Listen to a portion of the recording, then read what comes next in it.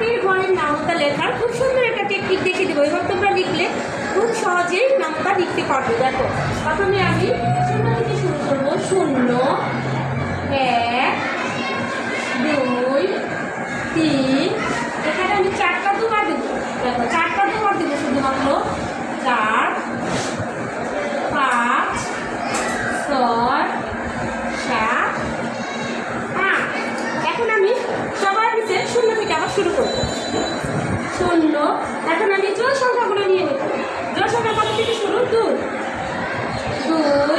এরপরে হবে 4, এরপরে 6, 8, এরপরে আবার 0, এরপরে 2,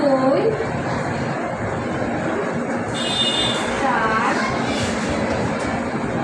6, 8।